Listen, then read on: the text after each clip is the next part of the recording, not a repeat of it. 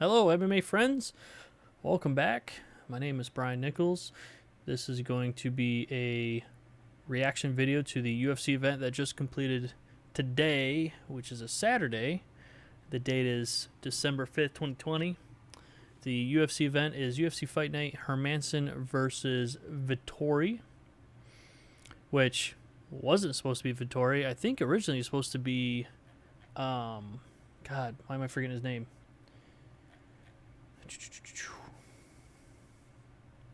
Darren Till. That's right. It was supposed to be Darren Till. Then it turned into Kevin Holland. And then Marvin Vettori stepped up. So, let's start with that. If you haven't seen the fights, you don't know the results, I would recommend to go and check that out because I'm about to spoil them for you. 3, 2, 1, here we go. Let's talk about that main event, shall we? Marvin Vettori defeats Jack Hermansen after five 5-minute rounds that went to a decision, and it was a unanimous decision. The way I scored that was I gave round 1 and round 2 to Vettori easily, in my opinion. Round 3, Hermansen came back really well. Round 4 was close. Round 4, I felt like Hermansen was doing really well in the first half, and then Vettori came back in the second half of that round. So that one I wrote down as close. It was hard really to give that one, in my opinion. Round 5, I wanted to say Hermansen, but I said that one was somewhat close as well. So I could almost see, like 1, 2, and 3 I feel like are locked in my opinion. Round 1, 2, Vettori, 3, Hermansen. 4 is a real toss-up. 5, I saw some people say Vettori, some people say Hermansen. I said somewhat close, and I wrote down Hermansen. So it was unanimous for Vittori. I'd have to go look at the scorecards again. I heard the numbers, but I couldn't calculate them as fast as I could as when they were doing it on the broadcast. But let's talk about that fight a little bit. Vittori looked good. Hermansen even looked good. Even after that first round, almost getting finished and able to come back and still have a competitive fight like that. Damn. Hermansen is still really good. He's still going to stick up near that, high top 10s. Or excuse me, low top 10s, like, 8, 7, 6, and lower than that. I think he was ranked 4, and Vittori was like 12. So, tell you what an opportunity that Vittori was able to take. Like, Darren Till was supposed to be, the fight. That falls through. And then, Kevin Holland took the opportunity. That fell through, and they're like, hey, Vittori, hey, anybody else? Would you like this opportunity? And, yeah, what an opportunity it was. Because that, he was screaming like, oh, top 5, I'm coming, motherfuckers. Like, okay, you need to look at that top 5 of that middleweight division. Granted, I think, so Hermansen already beat Kelvin, but I want to see who else Vittori has defeated recently. They said he's on a 4-fight win streak now after that fight. So, yeah, so he just beat Hermansen. Before that, he beat Carl Robertson. Before that, Andrew Sanchez, and before that, Cesar Ferreira. So, not really anything, I don't want to say nothing to shake your stick at. Like, I always thought Andrew Sanchez was actually pretty good. I felt like Andrew Sanchez could start putting stuff together. But he's been kind of all over the place. Carl Robertson, let's see how he's been doing recently. Just that loss to Marvin, and then 2 wins before that. And, of course, Jack Hermansen.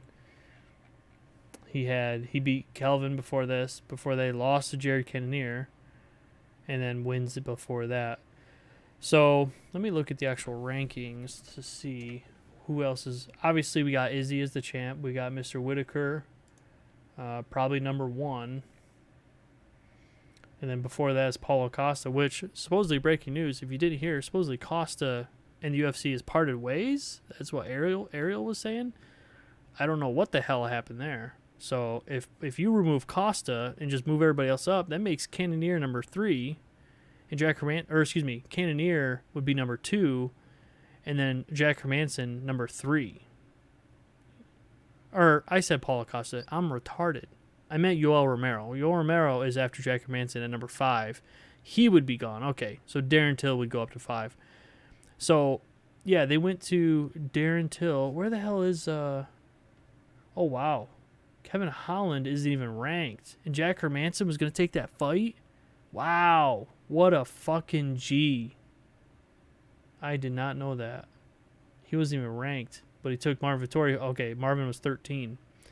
And so at least he took somebody who was ranked. Damn, dude, Hermansen is game. You don't see a lot of fighters that are ranked number 4 being like, yeah, I'll fight somebody on short notice against somebody that's not even ranked. What a fucking G. Damn. Yeah.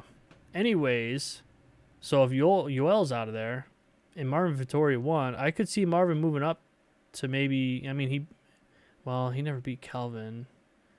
Man, I just don't know if he should be like in the top 5. Like, he should not replace Hermansen's spot. Sure, go up a couple spots. Probably go above, probably Weidman. Probably Uriah Hall. Be maybe right below Kelvin. So if, let's say, Yoel gets dropped out, Kelvin bumps up. So I'd say from 13 to 8. And then after that, maybe after that, now give Darren Till and Marvin Vettori a fight. That'd be sick. But, I mean, obviously it does great things for Marvin. Great fucking win for him against Jack Hermansen. Like, people really thought he was going to be at that top. Like, his ground and pound and shit they were showing. But his stand-up has improved as well. I felt like his stand-up wasn't that great. And I thought he was doing really well today. So let's see. What else do we want to talk about? Let's see. Yeah, like I said, it was close that first round. I was surprised he went for the guillotine and stuff, too. After he knocked him down, I thought he would just kind of pound him out and get it. And kind of like what Dom was saying, Dom's like, oh, here we go. He doesn't like to grab him. Like, mid saying that, Vittori puts the arm under and starts trying to submit him. And Dom, like, pauses. He's like, well, this is new. You know, obviously, Dom's a fucking beast when it comes to watching tape and stuff on fighters before an event. So, yeah, it was interesting he didn't actually go for the W there. But, that first round, just straight fucking domination. And I wonder if the judges maybe gave him a 10-8 since he knocked him down like that. And I want to say he got he got close to finishing it because Herb jumped right in there. But Jack Hermansen covered right up. I mean, he was there. And then the second round, not as super dominant, Vittori, but obviously won the round. And all of a sudden, out of nowhere, Hermansen fucking comes back in the third round and just starts to land it on him. Like, Vittori's just like, yeah, I'm going to chill. Like, he was not even much defense. He just kind of stood there. It was weird. And then all of a sudden, like, the lights came back on in that fourth round, and he came out swinging. Like, whatever Rafael Cordero told him. I think Trevor Whitman was the one that said, in which I agree, Rafael Cordero's instructions and information in the corner, that's the shit we need to see out of these corners. We don't need a corner saying, get up, or stand up, or don't get taken down, or stupid. Granted, that's mid-fight. But let's see. Yeah, great main event. I liked it. I wanted to see how Vittori would do against some of these, because that's all people talk about sometimes. Like, oh, he was the toughest fight for Izzy. It's like, okay, well, let's see how he does now after other fights, And he did good, so he's going to get right up there, and he's going to get another hard fight. I mean, fuck it, give him Darren Till. I mean, I don't know why. I want to say Darren had to pull out for an injury, if I remember correctly. I could be wrong. But, yeah, great fight there. Let's talk about the co-main. Go back to the card here. Co-main, we had Jamahal Hill defeating Ovince St. Preux, round number 2, 3 minutes, 37 seconds, via KO, TKO punches. They called it a standing TKO. Now, I want to look and see how many times Ovince St. Preux has actually been stopped. Let's see. Round 2, split decision. Round 2, rear naked choke. Decision. Standing guillotine. Decision split. Lost punches. Okay, so his last fight that he lost, not by a decision and not by a submission, was Jimmy Manua, Jesus, back in 2016, 4 years ago. Before that, decision Jon Jones, rear naked choke over Teixeira, Ryan Bader unanimous decision, Gegard Mousasi decision, lost punches back in his seventh fight. So since 2016 he got stopped by strikes. by Jimmy Manuwa, and then now stopped again by Jamahal Hill. So to be able to finish him is, goddamn feather in the cap, because Jon Jones couldn't. Jon Jones, granted, he was, whoever, it's Jon Jones, but he did have a layoff. Ben Rothwell beat him, but that was when, for some reason, OSP went to heavyweight. Nikita Krylov finished him with a rear naked choke. Dominic Reyes, unanimous decision. Ilir Latifi, guillotine. Volkan Ozdemir, Jimmy Manuwa, Jon Jones. So, yeah, that's a big win for Jamahal Hill, I'll tell you what. And Jamahal looked good.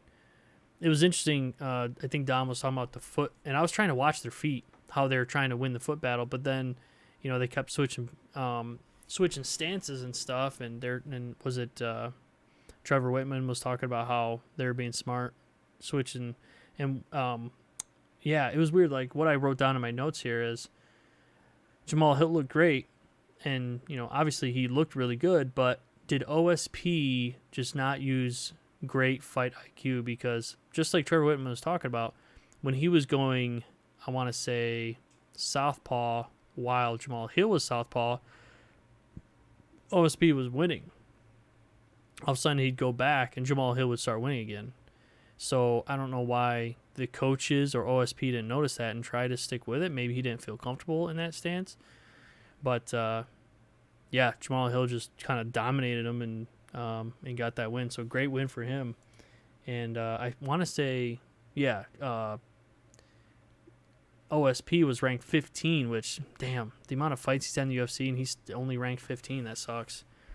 But Jamahal might have a number next to his name in the next round of rankings. Moving down the list, we have Gabriel Benítez defeating Justin Jaynes. Not James with an M as in mom, N as in nucleus. He defeated him in round 1, 4 minutes and 6 seconds in, via TKO, or KO via knee to the body. Did you see this fucking knee to the body? Holy piss.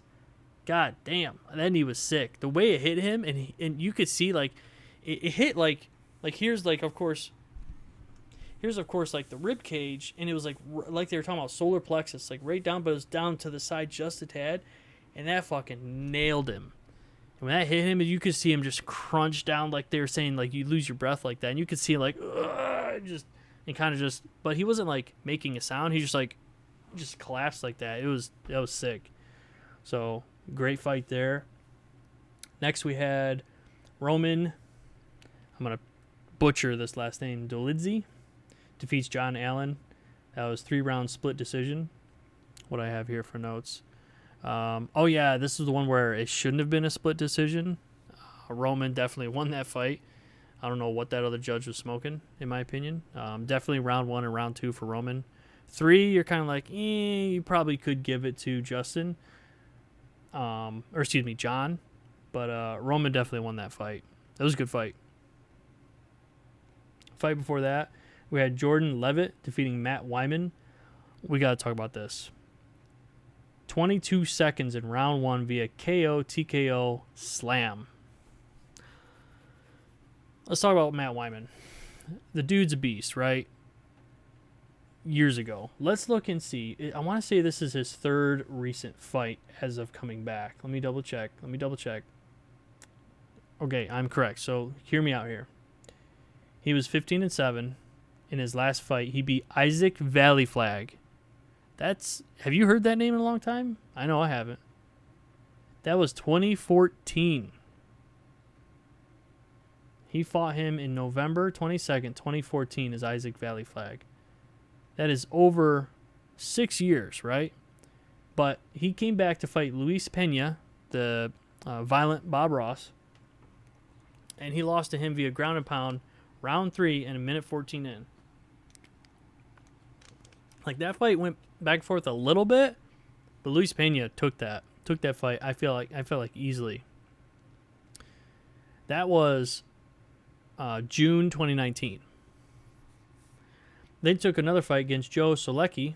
He lost that via unanimous decision, and that was December 2019, so a year ago. And now another year later, he's fighting Jordan Levitt, who's only 7-0. Now, mind you, Matt had, let's see, 16-9 at that point, so he's 16-10 now. So he had 25 fights versus this guy's 7. And the dude just picks him up, walks. I think Jordan was walking him to his corner. And Matt was just like, just chilling.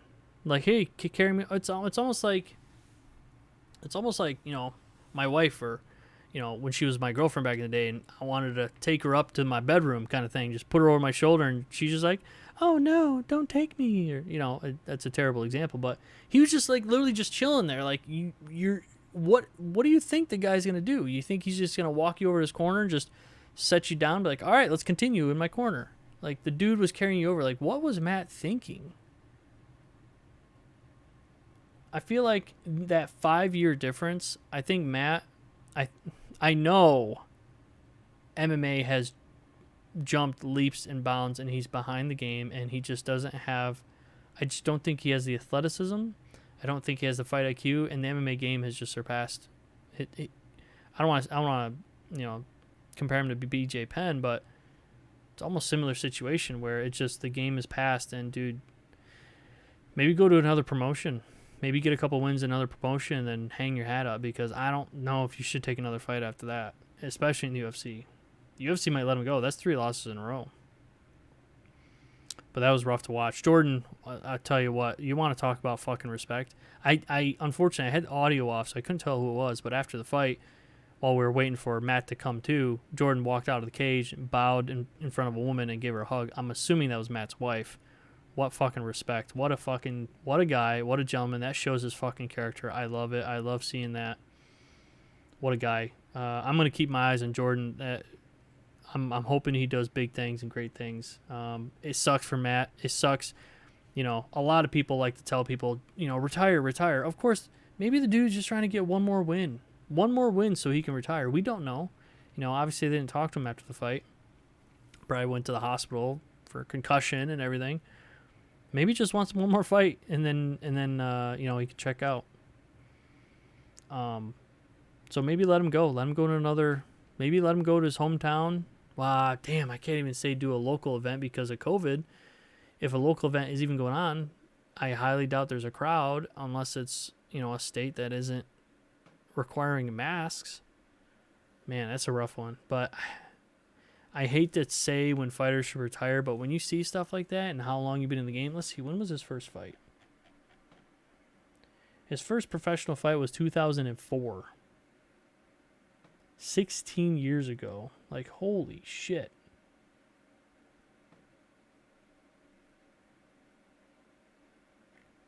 What's crazy is, you know, he's 16-10. I was going to say, he doesn't have that many losses. But his last 4 losses have been in his last 5 fights. So before that, he would only have, you know, 6 losses. He could be 16-6 instead of 16-10. But yeah, I don't know if this comeback is appropriate for Matt.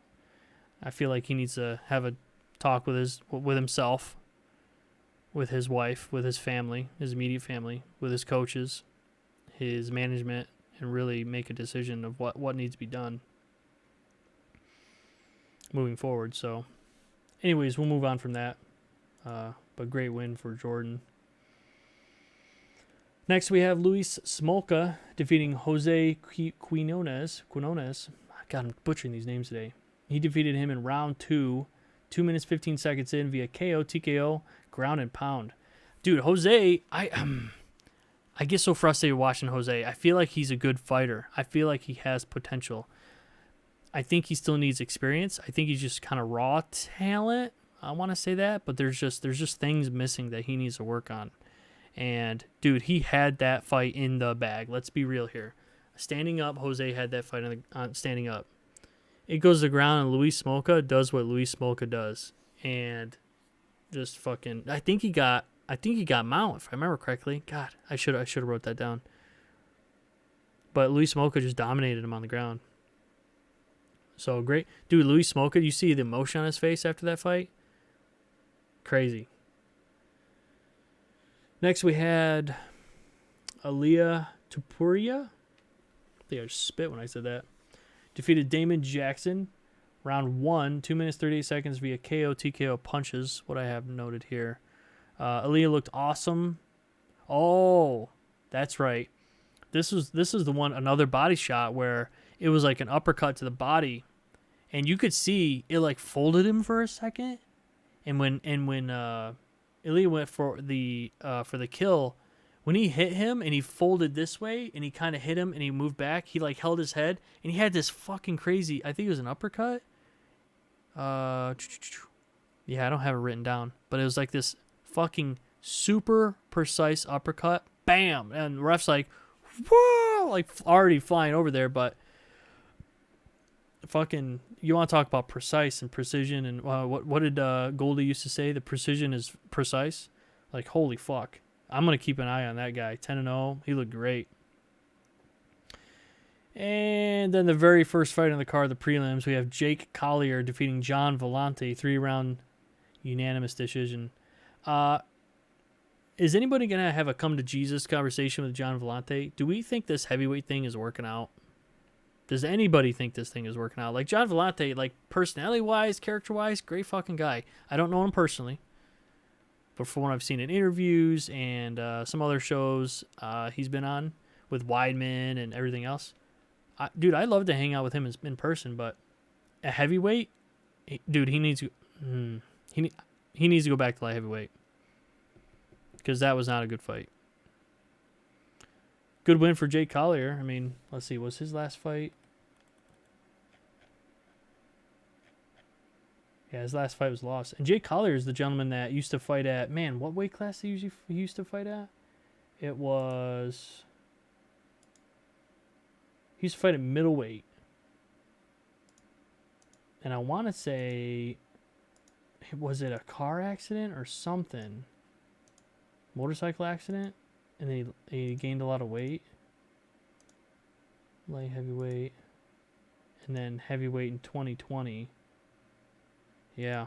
I don't know. I remember what he looked like in middleweight.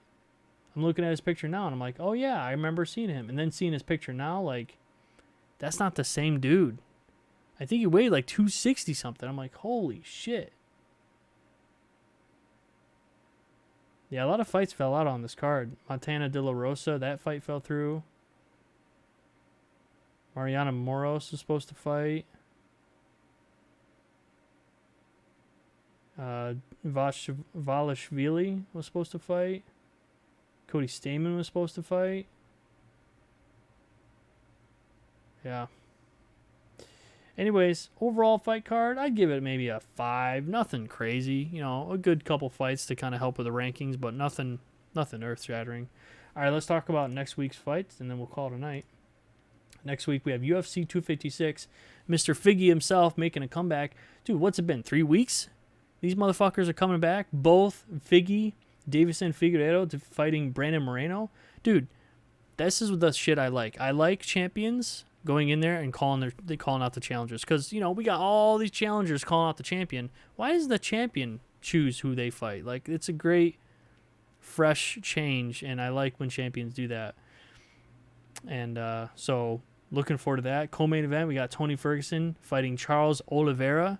That's gonna be a fucking banger. It's gonna be crazy to see, number one, how Tony comes back after that hellacious beating by Gaethje. And then Charles Oliveira's on a fucking hot streak. Like, I never expected Oliveira to get to this point where he's that good, moving up to lightweight and everything. But I'm really interested to see how he does against Tony Ferguson after Tony Ferguson took that loss, and how Tony Ferguson, he always seems to have that crazy mentality of, man, he hasn't lost in so long. I don't remember how he's come from adversity after a kind of loss like that. So I'm interested to see how that goes. Other fighters that are I see that's fighting: Junior Dos Santos, Kevin Holland is fighting Jacare. Wasn't Holland supposed to fight today? That's interesting. Renato Moicano.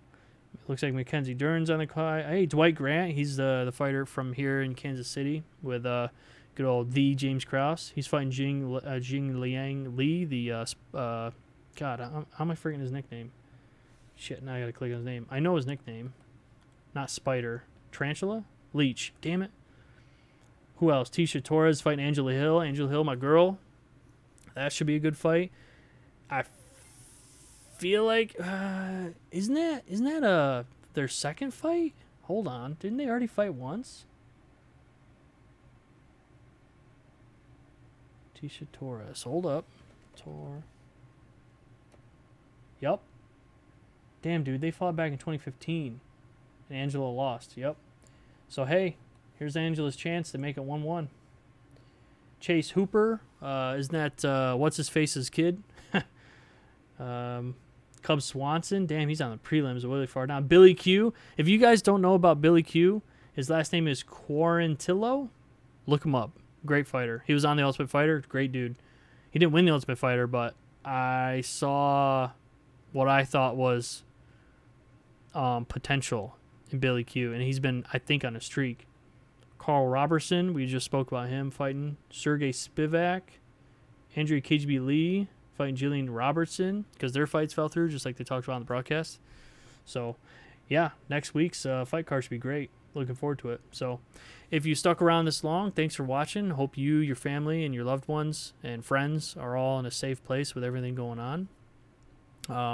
If you didn't see my previous video, I do a lot of videos like this where I react to the UFC events. I need to do more of my other videos and other content. Work in progress. I have you can't see it. I'll show you real quick. I have a new PC being built over there, so that's going to help with editing and making videos, so I should be able to do a little more content, and I'm trying to carve out some more time to do more. But if you haven't seen my last video, I am talking about starting up my MMA management business, and the goal was to start reaching out to fighters, just start pounding it. Every day hit up my fighter.